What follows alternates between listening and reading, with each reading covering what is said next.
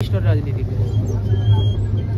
কৃষ্ণ আমাদের কৃষ্ণ কি রাজনীতি শিখিয়ে দিয়েছে? আর যুদ্ধ করতে হবে। কৃষ্ণ যুদ্ধ করি নাই, অর্জুন বৈষ্ণব ছিল, পৃথিবীর সর্বশ্রেষ্ঠ বৈষ্ণব অর্জুন আর হনুমান। কার জন্য যুদ্ধ করেছে? নিজের স্বার্থের জন্য নয়। হনুমান করেছে রামচন্দ্রের জন্য, আর অর্জুন করেছে কৃষ্ণের জন্য। জায়গা দখল ভাই প্রধানমন্ত্রী হবে সেজন্য নয়। ভগবান বলেছে তাই করেছে। তখন তো যুদ্ধ করতে চাইলো।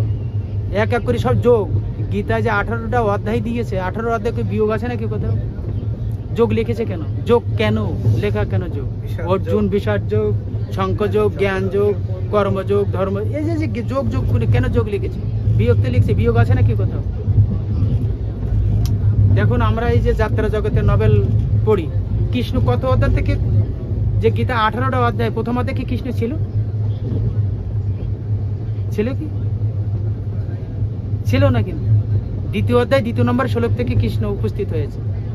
দেখছে, আগে অনুকরণ করছে কি হয়েছে কিনা। তা আমাদের ভক্তরা আগে দেখবে না যে কতটা, মুসলমানেরা দেখবে যে কতটা তোরা বেশি সাধুকে নিন্দা করে উন্নত হতে পারিস, তারপরে কৃষ্ণ ব্যবস্থা করবে। দেখুন, ওই ঢাকা যে জগন্নাথ বলরাম সুভদ্রার একটা মন্দির, লক্ষ্মী মন্দির পড়িয়ে দিয়েছে না আগুন দিয়ে মুসলমানেরা। ও নামটা ভুলে গেছে, ঢাকার একটা নাম অট্ট ইস্কনের, সত্যরপুর। হ্যাঁ, সত্যরপুর। জগন্নাথ বলরাম সুভদ্রা পড়ি নাই, দেখছেন? দেখে নাই না? মোবাইল ইন্টারনেটে চার্জ করে দেখুন। কেন পড়ি নাই? শুধু কালো একটা ঝাপসা লেগেছে, ওরাতেই বলছে নেটে, আমরা তো দেখতে যাই নাই। তাহলে কি পাওয়ার আছে কি না? হ্যাঁ, জগন্নাথ বলরাম সুভদ্রা ঘর বাড়ি পেট্রোল দিয়ে ধরেই দিয়েছে, কিন্তু জগন্নাথ বলরাম সুভদ্রা কিছু হয়নি। কারণ কি?